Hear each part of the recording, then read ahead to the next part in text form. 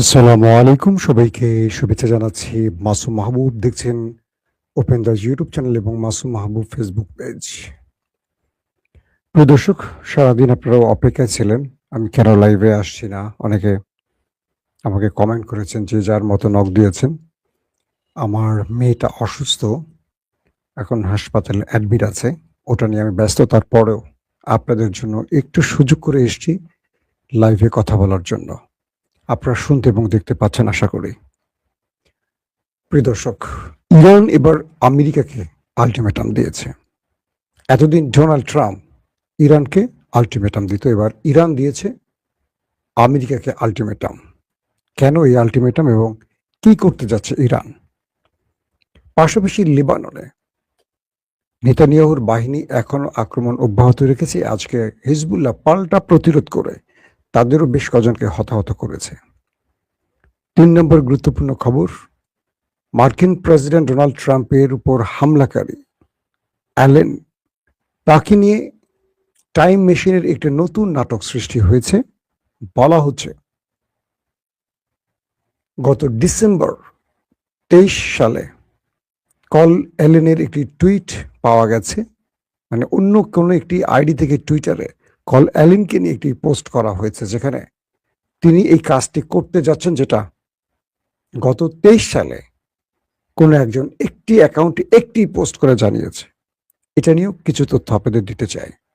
পাশাপাশি আমেরিকা, পাকিস্তান, ইরানের মধ্যে আলোচনার নামে কি চলছে সেই বিষয়টিও জানাবার চেষ্টা করছি। প্রিয় দর্শক, ইরান আমেরিকাকে যে আল্টিমেটাম দিয়েছে, মূলত ইরান এই মুহূর্তে তারা বিশ্বে তেল রপ্তানিতে এগিয়ে যাওয়া একটি দেশ। কারণ গালফ কান্ট্রি হরমুজ প্রণালী বন্ধের কারণে তেল বিক্রি করতে পারছে না সঠিকভাবে।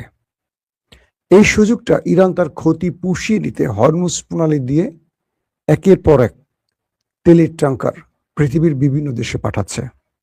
ইতিমধ্যে 70-80টা তেলের ট্যাঙ্কার ইরান থেকে বেরিয়ে গেছে আমেরিকার নাকের ডগার সামনে দিয়ে।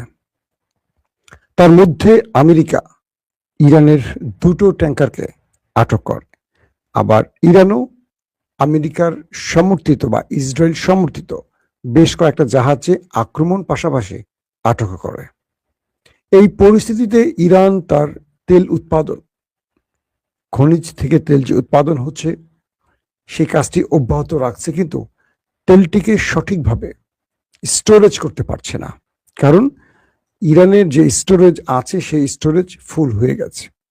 এখন সাগরে থাকা বিভিন্ন ট্যাঙ্কারে তেল সাপ্লাই করা হচ্ছে। তেলগুলো যদি সঠিক সময় বিভিন্ন দেশে যে ক্লায়েন্টরা তেল কেনার টাকা দিয়ে বসে আছে তাদের কাছে দিতে না পারে, তাহলে ইরান এই তেলগুলো ঠিক মতো উৎপাদন করতে পারবে না, উত্তোলন করতে পারবে না।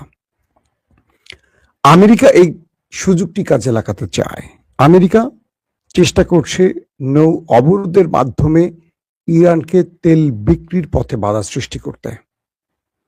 আর ইরান বলছে, যদি আমার তেল বিক্রিতে বাধা সৃষ্টি করে তাহলে পুরো গালফ কান্ট্রির তেল পুরোপুরি রাস্তা বন্ধ করে দেব। শুধু হরমুজ নয়, প্রয়োজনে বাবুল মান্তাফও বন্ধ করে দেয়া হবে।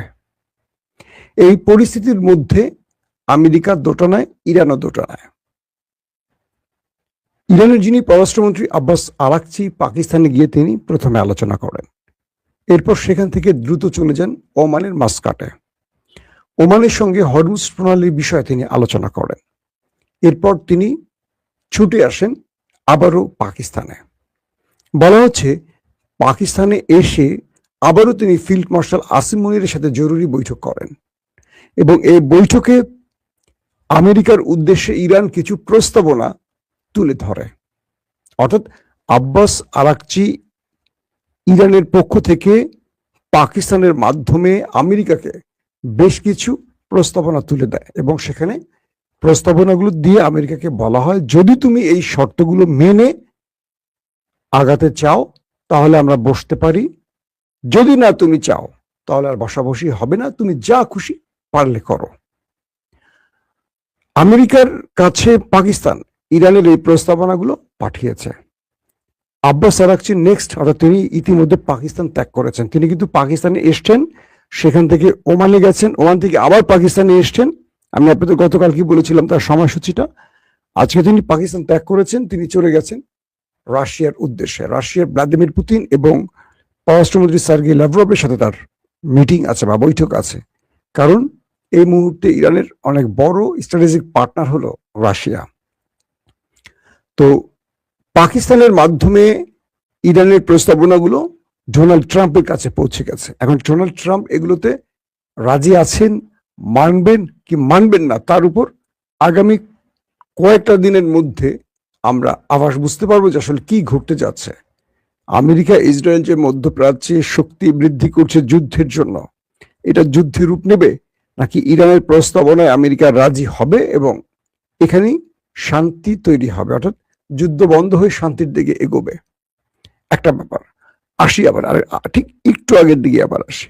হরমুজ প্রণালীতে ইরান তেল রপ্তানির ক্ষেত্রে যে বাধার মুখোমুখি হয়েছে, তো ইরান বলছে যদি আমার তেলের কোনো ট্যাঙ্কারে বা আমার কোনো কার্গোতে আমেরিকা নেক্সট কোনো অ্যাটাক করে, তাহলে আমরা আমেরিকার যুদ্ধ বিমানে হামলা চালাবো। কি বলছে ইরান? বলছে যদি আমেরিকা ইরানের কোনো ট্যাঙ্কারে বা কার্গো জাহাজে, তেলের যে কার্গো জাহাজ, সেখানে হামলা করে বা আটকের চেষ্টা করে আরেকটি জাহাজ, তাহলে ইরান আর বসে থাকবে না। ইরান সরাসরি ড্রোন এবং মিসাইল দিয়ে হামলা করবে এবং আমেরিকাকে স্পষ্ট আলটিমেটাম দিয়ে দেয় ইরান। এবং ইরান শেষ পর্যন্ত এই যুদ্ধটা শুরু করবে কিনা এটি নিয়েও এখন আলোচনা শুরু হয়েছে। কারণ ইরানের তেলের জাহাজে বা ইরানের কোনো পণ্যের জাহাজে বা জ্বালানির জাহাজে যদি হামলা হয়, ইরান আর বসে থাকবে না। এই ঘোষণাটি ইতিমধ্যে দিয়েছে এবং আইআরজিসির প্রত্যেকটা দফতরকে এই বিষয়ে সর্বোচ্চ সতর্ক করা হয়েছে। পাশাপাশি ইরানের যারা নেভাল গ্রুপ আছে, নেভাল টিম আছে, তাদেরকেও মুস্তফা খামেনির পক্ষ থেকে সর্বোচ্চ নির্দেশনা দেয়া হয়ে গেছে। তার মানে যদি হরমুজ প্রণালীতে ইরানের কোনো জাহাজে আর কোনো অ্যাটাক চালায় আমেরিকা, সেক্ষেত্রে আমেরিকার যুদ্ধ জাহাজে ইরান সরাসরি আক্রমণের ঘোষণা দিয়ে বসছে। এটি ইরানের পক্ষ থেকে আজকের বক্তব্য। আসেন, আলটিমেটামের খবরটি বুঝতে পেরেছেন। মার্কিন প্রেসিডেন্ট ডোনাল্ড ট্রাম্পের ওয়াশিংটনের হিলটন হোটেলে হামলার ঘটনার পর নানান রকম তথ্য আসছে কল অ্যালেনকে নিয়ে। তিনি ক্যালিফোর্নিয়ার এক মেধাবী যুবক, বয়স 31, শিক্ষকতা করেন, আবার নাসার ফেলো, খুব মেধাবী এক যুবক। কেন তিনি ট্রাম্পকে মারতে চান, এটা নিয়ে গণমাধ্যম, প্রশাসন, পুলিশ, তার পরিবার এবং তার সাথে বিভিন্নভাবে কথা বলেছেন। আজকে কয়েকটি খবর খুবই স্পষ্ট ভাবে আসছে। ট্রাম্প তাকে পাগল বা অসংলগ্ন হিসেবে বলার চেষ্টা করছেন, কিন্তু গণমাধ্যমগুলো বলছে তিনি পাগল নন, তিনি একজন সুস্থ মস্তিষ্কের মানুষ। এবং প্রায় 2-3 বছর আগে, অর্থাৎ 23 সালে, ডিসেম্বরের 23 সালে একটি টুইটারে কল অ্যালেনের নামে একটি পোস্ট করা হয়। অর্থাৎ 23 সালে কোনো এক ব্যক্তি তার টুইটার অ্যাকাউন্টে একটি পোস্ট করেন, সেখানে বলা হয় কল অ্যালেন, অর্থাৎ তিনি মার্কিন প্রেসিডেন্টকে অ্যাসাসিনেশন যে টার্গেটটি করবে, এটি ওই পোস্টে লেখা হয়। এইরকম একটি তথ্য সাম্প্রতিক গণমাধ্যমে উঠে এসছে এবং এটা নিয়ে ব্যাপক আলোচনা সমালোচনা চলছে।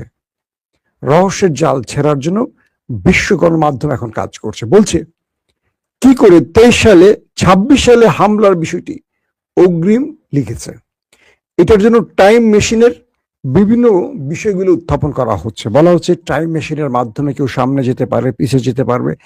এগুলো আমরা যদিও সায়েন্স ফিকশনের মুভিতে দেখি, কিন্তু ইদানিং এই বিষয়গুলো নিয়ে আলোচনা হয়েছে যে টাইম মেশিনে আগে পিছিয়ে যাওয়া যায় কিনা, কিভাবে সম্ভব। 23 সালের ডিসেম্বরে একটি পোস্ট কল অ্যালেন, 26 সালের গত 2 দিন আগে যে এপ্রিলে এসে ট্রাম্পের উপর হামলার ঘটনা ঘটবে, এই বিষয়টা কি করে উত্থাপিত হলো বা এই পোস্টটা কে দিল, কিভাবে দিল, এটা নিয়ে রীতিমতো এখন রহস্য এবং হইচই শুরু হয়ে গেছে। বলা হচ্ছে মার্কিন প্রেসিডেন্ট ডোনাল্ড ট্রাম্পের উপর মার্কিনরা ব্যাপক ক্ষিপ্ত, কারণ আমেরিকাকে ইরানের কাছে তিনি পরাজিত করেছেন। গত 40 দিনের যুদ্ধে আমেরিকা ইরানের কাছে জেতেনি, বরং পরাজিত হয়েছে। পাশাপাশি ইসরায়েলে নেফতানি বেনেট এবং আমাদের বর্তমান যিনি প্রধানমন্ত্রী, আমার নেতা কাকু, তাদের মধ্যে জোট বা কোয়ালিশন নিয়ে এখন দ্বন্দ্ব শুরু হয়ে গেছে। বলা হচ্ছে যে কোনো সময় নেতানিয়াহু বিদায় নিতে পারেন, কারণ বাকি যে জোটগুলো তারা কোয়ালিশন করে সরকার গঠন করতে পারে আগামীতে। তাহলে নেতানিয়াহু বিদায় নিতে যাচ্ছেন, এটা মোটামুটি নিশ্চিত বলা যায়। কারণ এর আগেও নেতানিয়াহুর আগে কিন্তু কোয়ালিশন করেই বেনেটরা ক্ষমতায় ছিল, পরে কোয়ালিশন সেটা ভেঙে গেলে নেতানিয়াহু কোয়ালিশন করে ক্ষমতায় আসে। তো একইভাবে সেখানে যদি আবার নতুন করে কোয়ালিশন তৈরি হয়, তাহলে নেতানিয়াহুর বিদায়ের ঘন্টা বাজছে, এটা নিশ্চিত। মার্কিন এবং ইসরায়েল দু দেশের জনগণ এখন চাইছেন ট্রাম্প এবং নেতানিয়াহুর পরিবর্তন, কারণ এই দুজন এসে যে যুদ্ধটা লাগিয়ে দিল, বাজিয়ে দিল বা ছড়িয়ে দিল, এটা পুরো পৃথিবীকে এক অশান্তির দিকে নিয়ে যাচ্ছে। পুরো পৃথিবী জ্বালানি সংকটে আছে। ইউরোপ সামার শেষে উইন্টারে বড় রকম বিপদে পড়তে যাচ্ছে। তাদের টেনশন ক্রমান্বয়ে বাড়ছে, তারা ইরানের সাথে যোগাযোগ বৃদ্ধি করছে। সবকিছু মিলে আমরা এই যে দরিদ্র দেশ বাংলাদেশ, কি এক সংকট আমাদের তেল গ্যাসের, জানেন তো। বিদ্যুৎ থাকছে না বললেই চলে, সারাদিন বসে থাকতে হয় বিদ্যুৎ কখন আসবে। এই পরিস্থিতি তৈরির পেছনে এই আমেরিকা ইসরায়েল তো দায়ী, কম বেশি, এটা তো আমরা বুঝতেই পারছি। তো এখন বলা হচ্ছে যে ট্রাম্প মধ্যবর্তী নির্বাচনের এই বৈতরণী পার হতে পারবেন বলে মনে হয় না। জরিপ তার নিম্নগতি। ইসরায়েলে যদি কোয়ালিশন হয়ে যায় নেতানিয়াহু বেনেটের মধ্যে আরেকটা গ্রুপের, তাহলে বিদায় নিতে হচ্ছে তাকে। এবং শুধু বিদায় না, তাকে অনেকগুলো মামলায় জেলে যেতে হবে, বড় রকম শাস্তির মুখোমুখি পড়তে হবে বেঞ্জামিন নেতানিয়াহুকে। তো সকল ক্ষেত্রে এইটুকু বোঝা যাচ্ছে ট্রাম্প এই মুহূর্তে যুদ্ধটাকে ছড়িয়ে দিয়ে সুবিধা নিতে পারবেন, নাকি যুদ্ধ থেকে পিছিয়ে গিয়ে একটা ফেস সেভিং এর মাধ্যমে সমঝোতা করে তিনি বিজয় লাভ করবেন। এটা নিয়ে এখন মার্কিন যুক্তরাষ্ট্রের হোয়াইট হাউসে আলোচনা শুরু হয়ে গেছে। এবং ইরান যে প্রস্তাবনাগুলো পাকিস্তানের মাধ্যমে দিয়েছে, এই প্রস্তাবনাগুলো নিয়ে এখন মূল্যায়ন চলছে। আমেরিকা এগুলো নিয়ে বসছে, কিভাবে তারা ইরানকে এখানে পরাজিত করতে পারে, বা ইরানের জয়টা, যেটা বিশ্ব ইরানকে জয় দিয়েছে, সেই জয়টা কেড়ে নিয়ে আমেরিকা তার পকেটে পুরে একটা সারপ্রাইজিং যুদ্ধবিরতির মাধ্যমে এই যুদ্ধ শেষ করতে পারে। তো এগুলো নিয়ে এখন দীর্ঘ আলোচনা চলছে। আমরা এটুকু বুঝতে পারছি, আগামী কয়েক ঘন্টায় আমরা বুঝতে পারবো এই যুদ্ধটা দীর্ঘ হবে না, থেমে যাবে। কারণ আব্বাস আরাকচির মেসেজগুলো পাকিস্তান পেয়েছে, পাকিস্তানের মাধ্যমে আমেরিকার মেসেজগুলো ইরান পেয়েছে আব্বাস আরাকচির মাধ্যমে। রাশিয়া থেকে ফিরে গিয়ে আব্বাস আরাকচি তার দেশকে কি জানাবে, আইআরজিসি সিদ্ধান্ত নিচ্ছে কি, এই বিষয়গুলো আমরা আগামী কয়েক ঘন্টা জানতে পারবো। সো আমাদেরকে চোখ রাখতে হবে আগামী কয়েক ঘন্টার দিকে কি হতে পারে। দর্শক, এখনকার মতো বিদায় নিচ্ছি। প্রত্যেকে ভালো থাকবেন। আল্লাহ হাফেজ।